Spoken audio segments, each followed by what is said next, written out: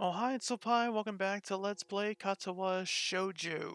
Let us continue on with Hanako's bad ending route, and we go on to one piece of paper.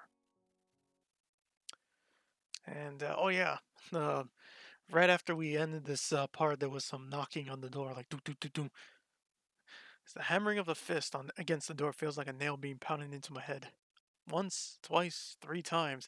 I let out a long, annoyed breath, and he buried while pressing my eyelids shut, fervently hoping for whoever it is just to go away. I feel pretty damn awful. My face feels like it's cast out of lead. My arms feel heavy, and I feel very queasy. It's been like this since I woke up half an hour ago, and I can't summon the energy to pick myself up out of bed. So, this is what they call a hangover. Oh yeah, because we drunk. I wonder if perhaps this is the best treatment for teenagers who desperately want to try drinking as a way to feel like an adult. Considering how unpleasant this is, it's not something I want to repeat. A series of thumbs rings out again, reverberating around the small room.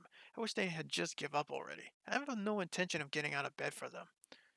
I bet it's friggin' this guy. Seconds pass, turning into minutes, since no more knocks are coming from the door. Whoever it must have left. Thank goodness.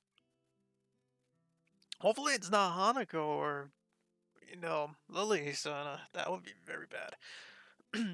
Look into my clock. The time when I really should think about getting dressed and ready for classes is approaching.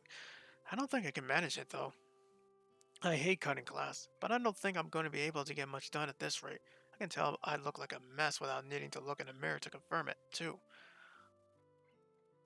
The morning rush is giving me enough time to stand outside the classroom for a little while without looking too suspicious. I hope that motel doesn't ask any awkward questions about my not attending school yesterday.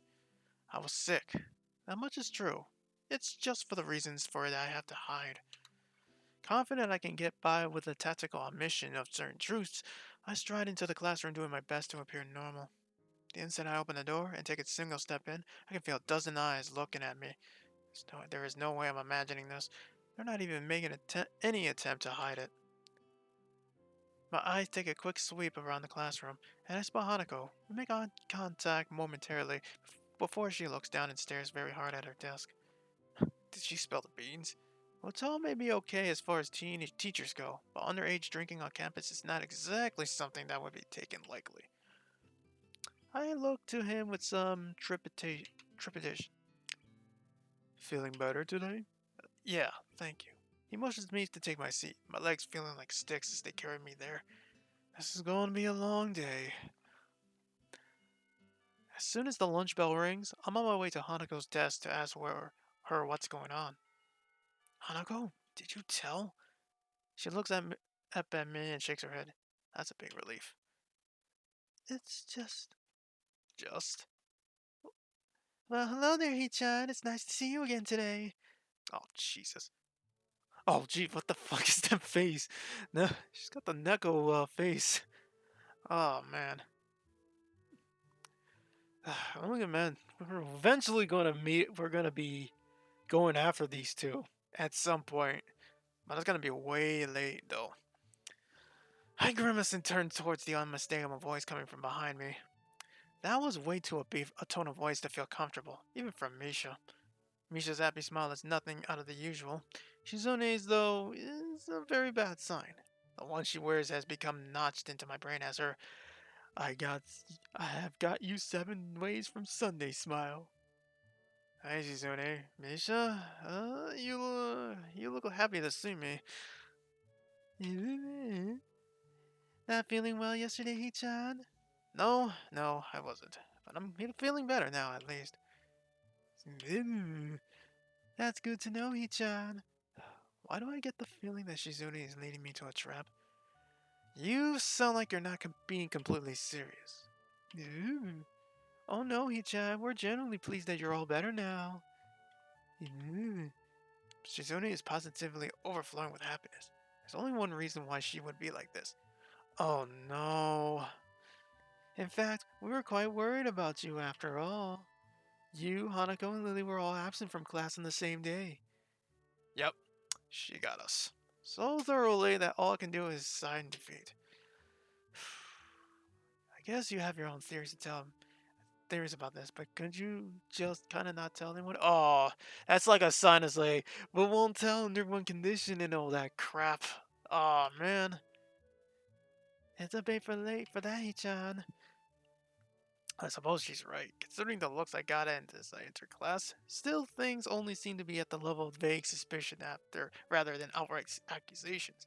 So we'll probably be fine. Hanako's face sinks a little further. Such a tension is troublesome enough for me, let alone for her. Going by Shizune and Misha's reaction, I think they noticed this as well. Nah. The only reason we're giving you such a hard time is that you ignored us yesterday morning. Yesterday morning? It takes a while to recollect what happened then, given the haze induced by the generally awful state I was in at the time. Alright. The knocking. That was you two? It was, and you left us there for ages after we'd taken all the effort of coming to your dormitory early in the morning. Oh, I thought it was this guy, the nerd. That's like, I didn't think it would be these two. Shit. Sorry, I was having a problem with nausea? Yeah, problem with nausea. They're not buying it. I can't blame them. Suzune's head drops in resignation before she reaches into her pocket. Something white and yellow can be seen sticking out a little, and she pulls it out. It turns out to be an envelope with very bright decorations on it. What's this? And since she points it towards me, I duly take it. This is what we were trying so hard to give you, Hichan. You don't check your... I tune out the sound of Misha's voice as my eyes register what it's written on the envelope. Iwanako. Oh, this envelope again. Uh, I knew it looked familiar. I stared at the envelope for a moment before suddenly remembered that there are people around me. There's a very there's a very strange, somewhat invasive feeling about their expressions. I kind of want to be alone right now. He will not go. It's nothing. Thank you for bringing me this, you two. I should think so. After we went through to get it to you. I step back to say my goodbyes. Misha theoretically pouts even as I go out the door, but Shizune and Hanako remain very visibly curious about my reaction. I hope they won't interrogate me on this later. The smell of the gardens is, as always, a very pleasant sensation. Some of the most visible signs of how well funded this school is, aside from its sheer size, are the expanse and condition of the grounds. A good number of students can be seen eating lunch, chatting, playing on the bright green lawns. Even some of the staff is enjoying their summer here, keeping watch over the students and idly walking along long concrete paths. I've never seen a sight like this in my home city. On excursions, maybe, but certainly never in the school or anywhere near I lived. Even on the bench I sit onto his read is warmer, thanks to the summertime sun, reminding me of why I haven't worn the school blazer even once yet. Considering this, the sunflowers and splashes of vibrant yellow coloring adorning the paper are quite appropriate for the time. If only the words were written on there as well. Here I was, thinking I managed to get over her, when this troublesome thing shows up. Her handwriting looks vaguely familiar at best, and only now that I see it again, I remember that she used to write in the pink pen a lot. She was very... Oh, oops. I skipped that line. Sorry about that. But she was also quite fragile. I never knew if I liked this aspect of her or not. Though, with the arrival of this letter, question seems to become largely moot. The letter begins with not much more than an update on the state of things going on in her life. My old class had a good start to the school year. Many are anxious about the exam that will be coming up in the future, etc. But it ends on a very personal, if brief, note. It feels a bit like she wrote most of the letter just to try and soften the blow from the ending. I wanted to somehow express my feelings, but the right words didn't come to me. I couldn't say anything to comfort you.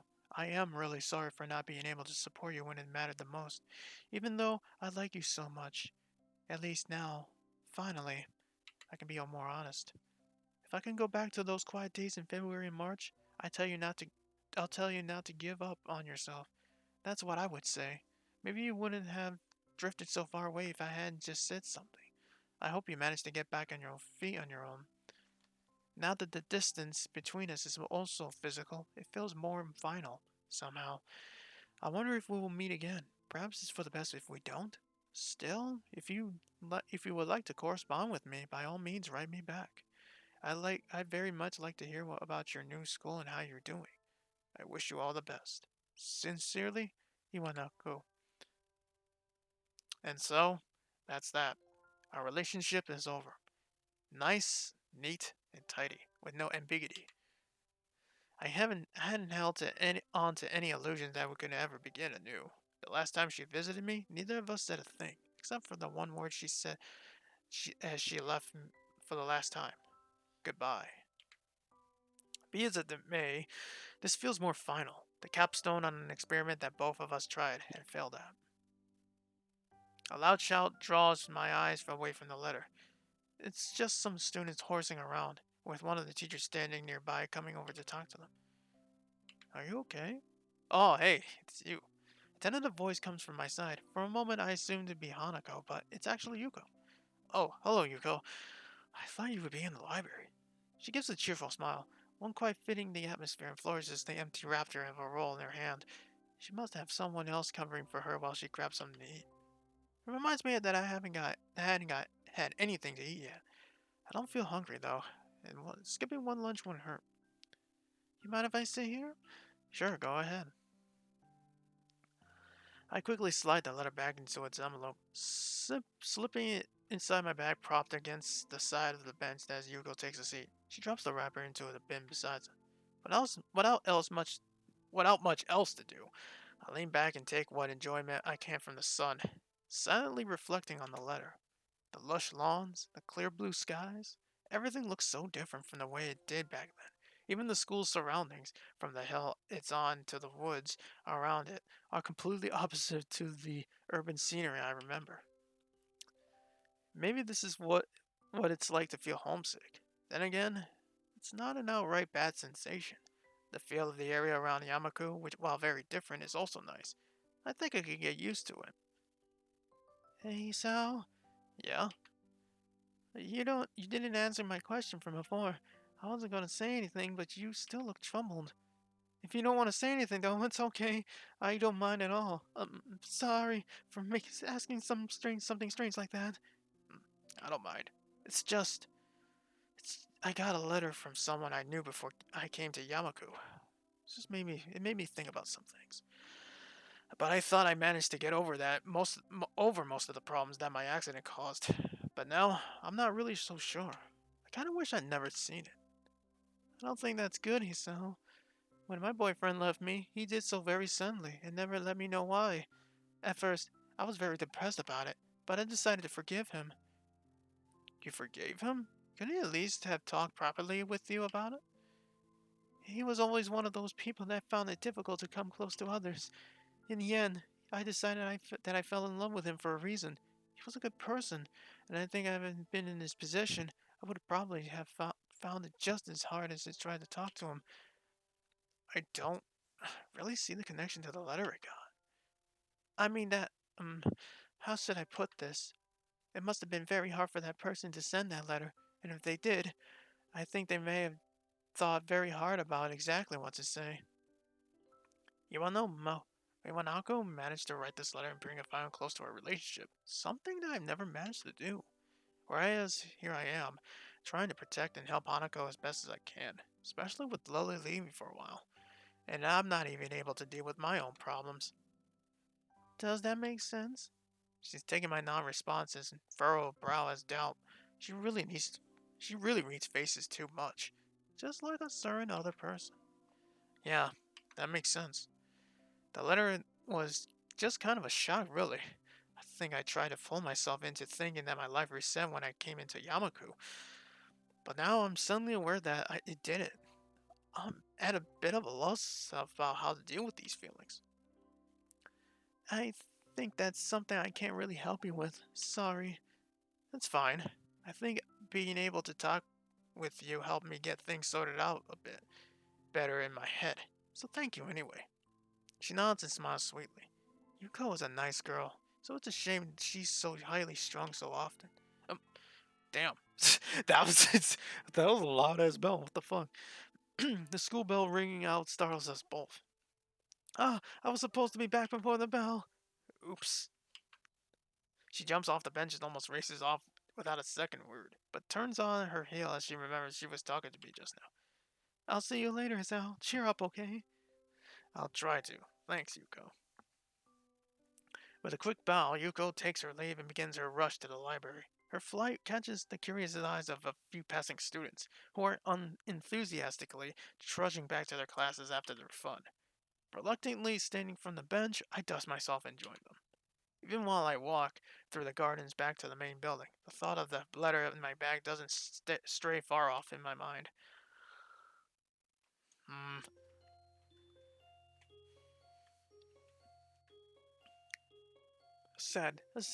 A silent and sad breakup, but it was for the best. The feeling of walking through the streets is one of very deep nostalgia. While Yamaku may be like the reverse of where I lived in the past, the city at night is amazingly familiar. Whoops.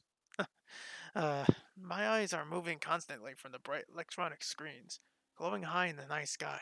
Jump to the street lamps piercing the darkness with their light, to the businessmen enjoying themselves after work, and the busily talking couples on dates. Even if I didn't want to, I can't help soaking in every aspect of the city. I savor its familiarity like a sweet candy sitting on my tongue. Oh, hi. Where'd you guys come from? Lily is walking to my left with her cane, swaying to and fro, holding on to her sister's arm for guidance while talking to her. Compared to traveling by taxi or bus, being driven by Akira in a rather nice car was a much more enjoyable experience. Hi, Hanako. Well, you look nice with that, uh, clothes. I don't know how to call it, sorry. Maybe not for the person in my right, though. While Lily was used to her sister's driving style, I quite liked the bit of an excitement. Hanako was holding very tightly to the door for most of the trip. Everything looks so pretty at night. Hanako quickly looks down yet again as she accidentally catches someone's gaze. Yeah, it does. My answer isn't very thoughtful, since I'm distracted by so many thoughts that I find it hard to keep up on small talk. One of those distractions, aside from the city sights, is how Hanako looks. This is the first time I've seen her in something other than her school uniform or her pajamas. It gave me a pause when I first saw her outfit when we met up at the school gate. Considering how much her head is lowered when people walk near us, I mentioned that the hat she wears is more of a fashion statement. Well, initially I was wary of Lily's plan to take us out into the city. When night fell, it became obvious. She had thought about this. Not many people had paid Hanako much heed, since the darkness hides her scarring well. So, we're in the city. Any ideas on what to do?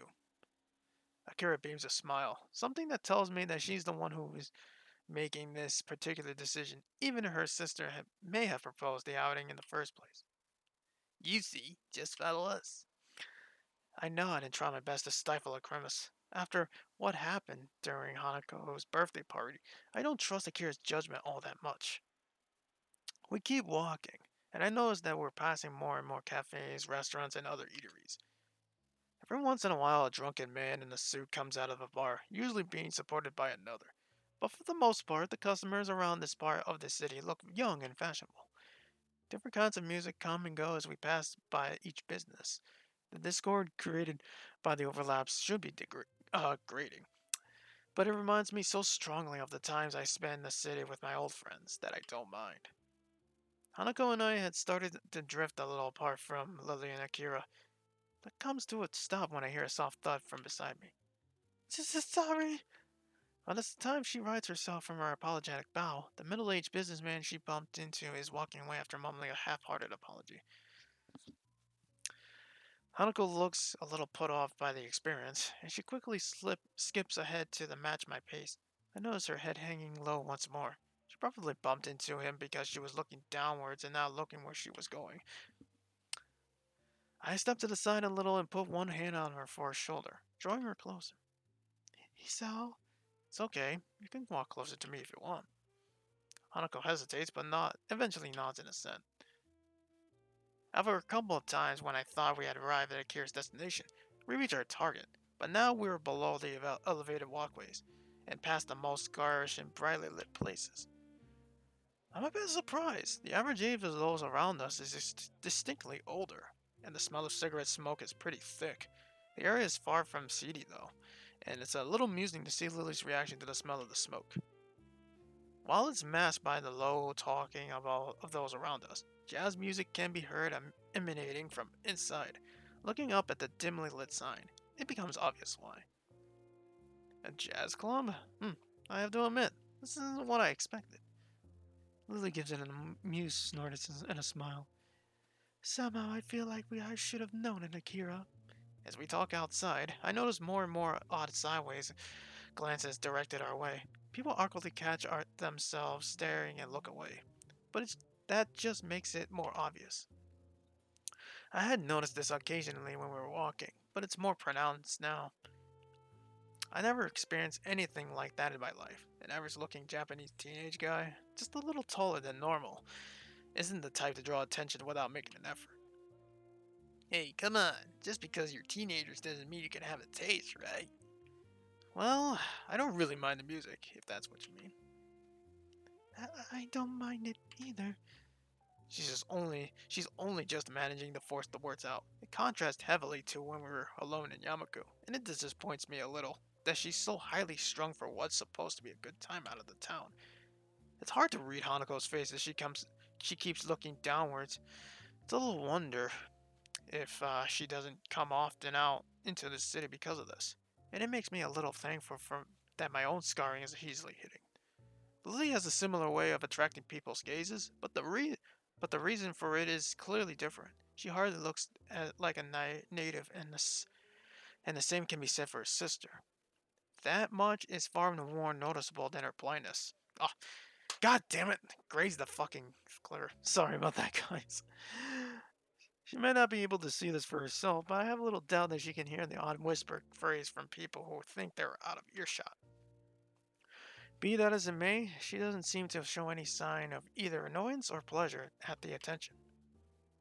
Akira is still as confident as ever, though, flashing a smile as she strides in with Lily by her side and the two of us following behind. I had expected my eyes to need adjusting to the light inside, but it's not much brighter than outside. The music we heard is clear now, mixed in with the sound of glasses moving on the tables and counter, and the husky chatter of the patrons. Looking to my right reveals a music source, a jazz crew playing behind some tables. The patrons seem to be mostly men, and though there's a handful of women, nobody looks under 30. Some is from us, of course. It feels a little like we've stepped into the 1920s, and the atmosphere is quite agreeable. I'm not completely comfortable simply because of my age. But were I older, I would probably feel quite at home. Hanako seems to be a bit more relaxed now, probably due to nobody looking at her. Everybody's talking between themselves, drinking, or watching the band. Akira casually takes a seat at the counter without even glancing around. She's probably come here before. Lily retracts her cane, feeling out of the bar stool and the edge of the counter before taking a seat beside her sister. The bartender takes a brief break from polishing a glass to watch her, putting it down and coming over. Good evening, ladies. What'll it be? Just a scotch. Thanks. Lily? May I have a glass of A black-suited elbow hits her side sharply.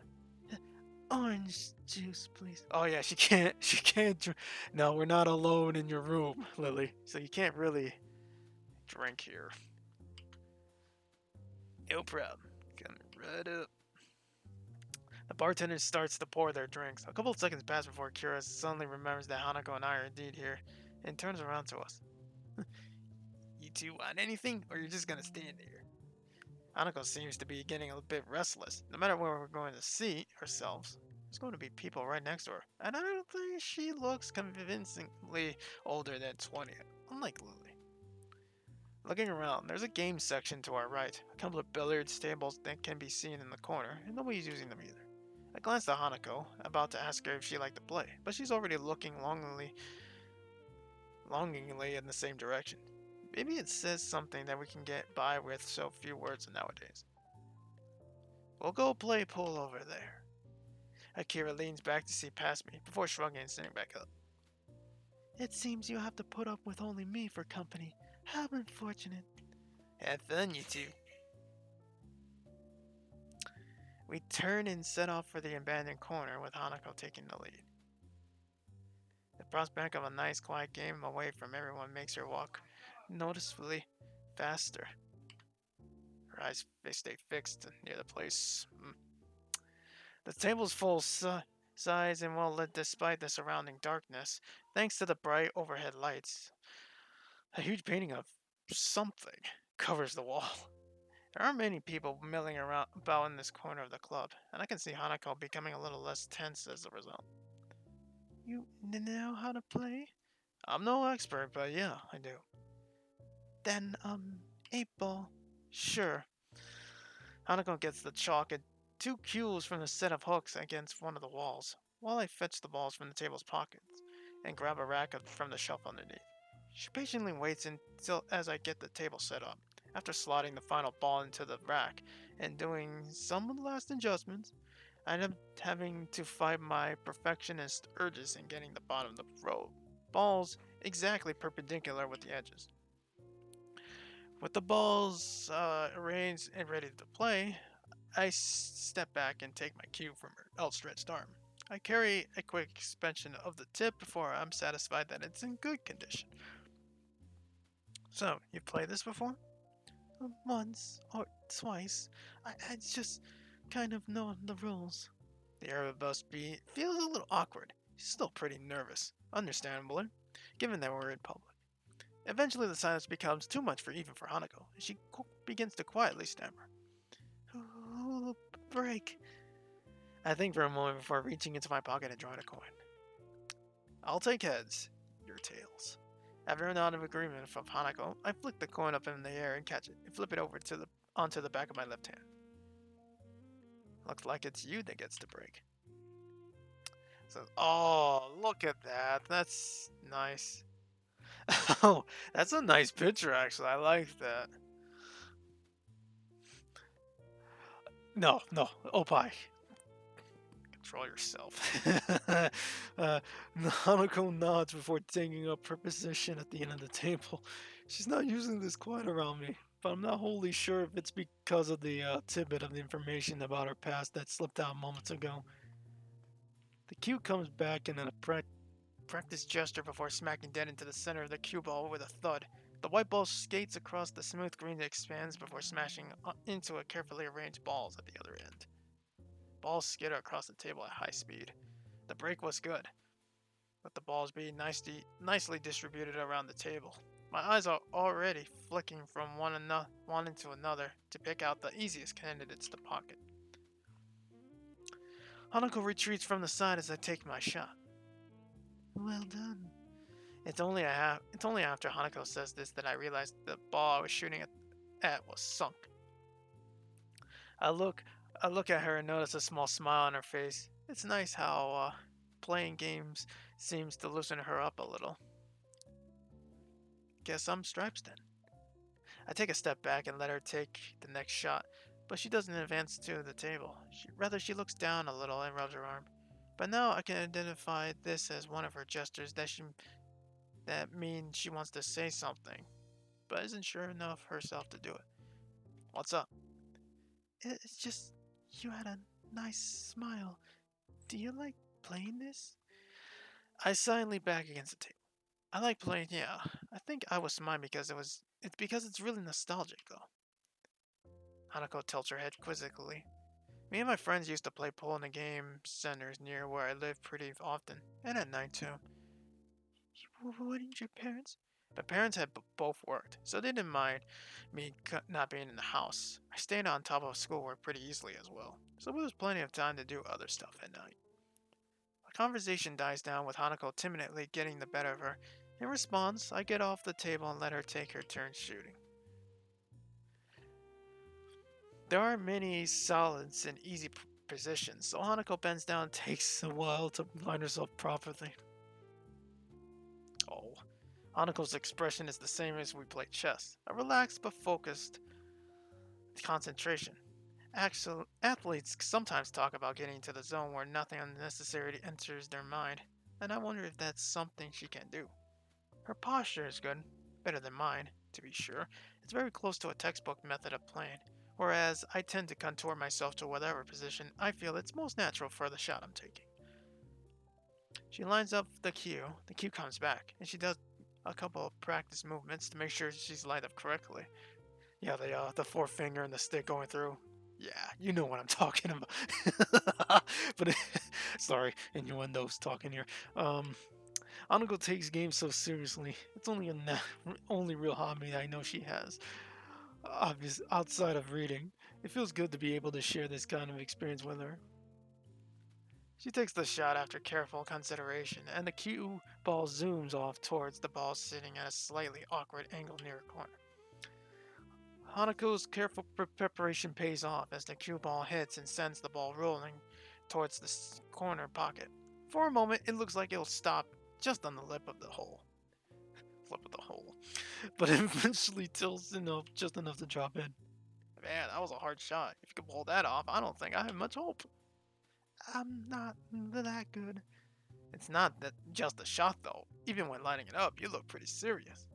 You're like this with chess too. The praise makes her a little flustered. She sets the cue against the table and stands turning to me. I just like those kind of things. Her fingers are twisting and turning slightly. When I was in the orphanage, I just kept doing the things I liked before. If I played games with the others, that was enough for the helpers there, so.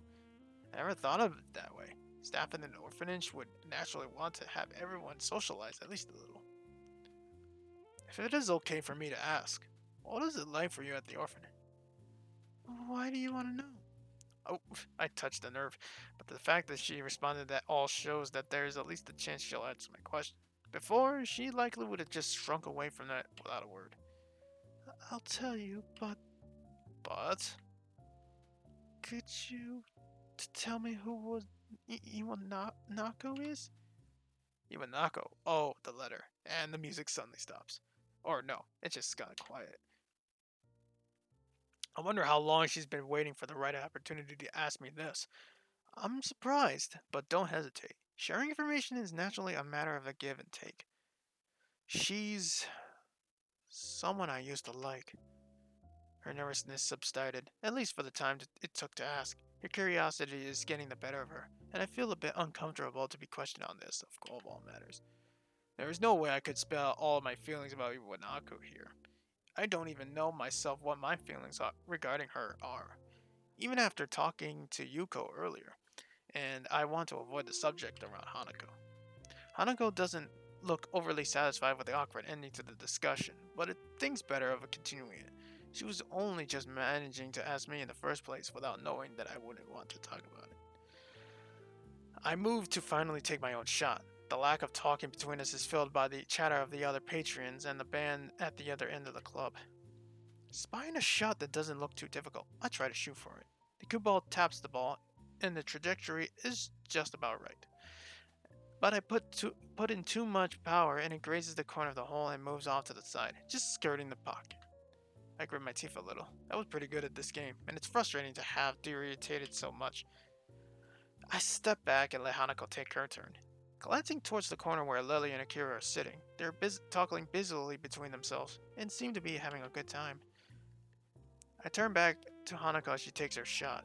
With the same face as before, she lines herself up and sharply pushes the cue.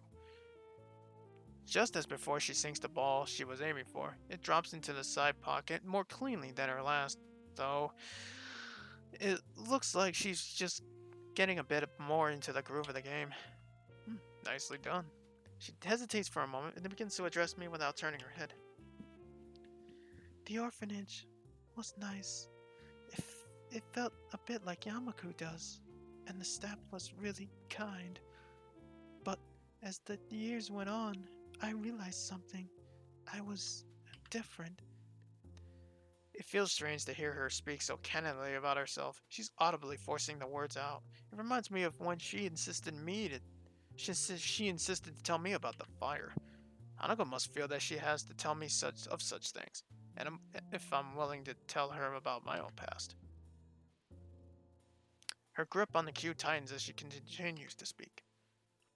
Most of the children were up for adoption, just like I was, but unlike me, they gradually left, one by one. By the time I went to Yamaku, I was among the oldest children there. For a while, I helped with some of the younger children, but eventually, I lay a hand on her shoulder. She's forcing herself by now. It's okay. She looks mildly surprised for a moment, then nods before setting down her cue and turning towards me. Do you really think so? Yeah, I think so. Even while Lily's away, I'll be around to protect you, right? Hanako looks at me for a long time, and I'm taken a bit off guard. Her expression hasn't changed from before, still looking somewhat maudlin, and silences between us aren't usual. I think it's the fact that she's holding such prolonged eye contact that just makes it feel a bit odd. It feels like she's judging me. It's very strange, vaguely uncomfortable feeling. Hanako? I understand. Thank you. She smiles and looks away a little, but it feels stittled or so stittled. Hanako isn't very good at faking emotions, and this is no exception. I move to the table and take my turn to try to distract myself, but it doesn't seem to work. Does she think that I'm not up to the task of helping her? Is she disappointed in me? I'm probably overthinking this. While her silences are just an accepted fact of life by now, sometimes I do wish she speak more. With a thud, I sent the white sphere careening down the table into my target. Ah! Hanako sees what's happening just as I do. The ball hits hard, with the striped ball I'd intended to sing veering off towards the 8 ball. Sure enough, as both Hanako and I look on and bite our lips, they connect and the black ball rolls leisurely into the corner pocket. All I can do is sigh. It looks like Hanako is smiling again though, so maybe it wasn't for naught. That, that was an awful shot. You win. It seems that I'm getting pretty rusty after all this time. Hanako bends down and begins to shoot the remaining balls into the closest pockets. I almost ask if we can play another game, but a quick check on my watch confirms that the night is getting pretty late. Lily and Kira appear to be still drinking at the counter. Seems like we'll have to drag them away. Hisao. I turn back to Hanako, who is still looking over the pool table shooting balls. Her voice sounds different from before. I'm here for you as well. Ah, I suddenly find myself blushing. It's only natural that she would respond this way, given what I said earlier, but it's still a shock to actually hear it. Just what is my relationship with this girl? I want to protect her, to make her happy, but I'm not really sure that it's something like love. But I don't think that these are the same kinds of feelings I have for Lily either. I feel sorry for her, having gone through so much in her life. Her parents died in a house fire, and she lived in an orphanage for much of her childhood. I can't even imagine that kind of life. But I feel like there's so little that I can do for her, especially now that Lily is going to be leaving for the country. Hanako and I finishing tidying up the table and cues, and pick up Lily and Akira on our way out of the club. It feels like something changed between Hanako and me. I can't quite place what it is, but Hanako is acting differently now. I feel like we're further apart, if anything. So you enjoy yourselves? Hanako and I both nod and agree. The game was good, and we both did learn more about each other, so it's an honest answer. Lily appears to be a little distracted. Worried about the trip, Lily? She pauses before signing, smiling weakly. A little. It means quite a bit. The comments earn her a clap on the shoulder from her sister. Hanako smiles back, too. You'll be okay, Lily. I hope you enjoy your time over there.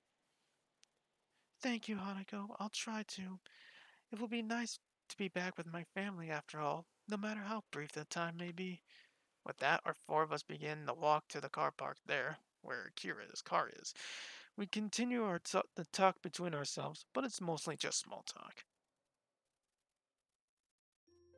Hmm, very interesting. At least they had a nice time and all that. But in any case, folks, that is gonna do it for this part. Next time on Let's Play Katawa Shoujo, we continue on with this band ending route. Everything's going so good. I just can't. I can't look forward to freaking what's gonna happen. I don't know what. But anyways, thank you for watching. We'll see you guys next time.